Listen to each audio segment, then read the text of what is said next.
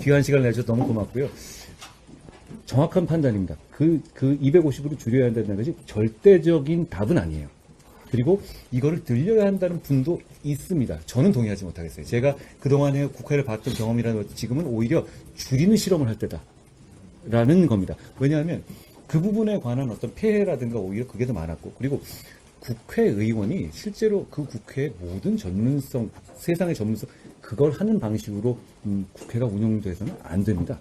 그럴 수도 없어요. 오히려 그렇게 너무 아는 척을 해버리면 이상한 결과가 나올 수가 있어요. 전문가들 고용하고, 제가 250명을 줄인다고 했었을 때, 말할 때 보좌진의 수를 줄인다, 그런 식의 대안을 얘기하는 분도 계셨지만 저는 그건 아니라고 봐요.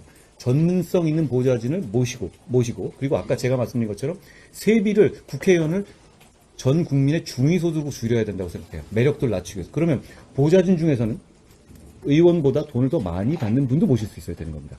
그러니까 그런 전문적 집단, 그렇지만 국가에 봉사할 수 있는 마음 자세를 갖춘 사람으로 모여야 한다는 것이죠. 그러니까 제가 말한 여러 가지 국회 의원들의 정치개혁 중에서 제일 좀 약간 반발이 있는 것이, 지금의 국회의원들의 급여를 그러니까 국민 전체의 중간 소득 수준으로 정하자라는 건데요. 그 부분에 대해서 반발이 뭐냐면, 아니 그럼 돈 있는 사람만 국회의원 하란 말이냐, 이런 얘기를 하는데, 저는 거기에 대해서 아니 그런 사람은 국회에 나올 필요가 없죠. 최저임금을 주라는 것도 아니고 뭐 무상으로 봉사를 하는 것도 아니고 중위를 주겠다는 거, 우리가 국민을 대표하겠다는 사람인데, 그거는 그 정도로는 그 정도로 살고 그 정도로 생활하고 그 정도로 받으면서도 올 수 있어야, 그 정도가 돈이 작아서 못 오겠다는 사람은 오면 안 되는 겁니다. 그러니까 그런 면이 연결되어 있는 거예요. 제가 말하는 것들은. 그렇다면 그 전문성의 문제는 전 그렇게 해결할 수 있다고 보고요. 그리고 비례의 문제는 굉장히 말씀하신 그런 문제가 있어요.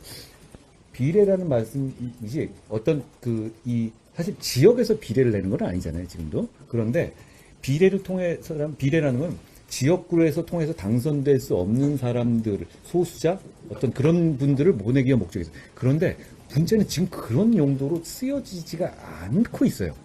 그렇기 때문에 그 부분에 대해서 지금 반성적 고려로서 한번 제도 개선을 해야 된다는, 저는 필요가 있다고 봅니다. 지금 이대로 놔두면 계속 이럴 거예요. 그리고 제가 이걸 해보니까 이게 왜 이렇게 되는지 알겠어요.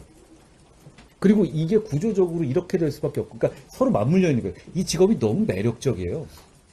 놓기에는 너무, 한 번 4년 하고 그만하기에는 너무 매력적이에요. 그러니까 비례에 나왔던 분들이 대부분 지역구를 찾아서 가려고 노력하잖아요. 그럼 그 과정에서의 어떤 불합리들이 계속 악순환이 되는 것인데, 결국 그렇게 저는 선순환을 하기 위한 몇 가지를 끊어주는 방식으로 이 세비를 낮추는 거, 그리고 250명을 줄이는 거 등등을 같이 해보겠다는 겁니다.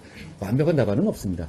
그렇지만 지금 우리 국회나 정치의 문제점을 감안할 때 저는 그런 시도를 할 때가 됐다고 생각하고, 게다가 국민들께서도 그걸 원하고 있다고 생각합니다.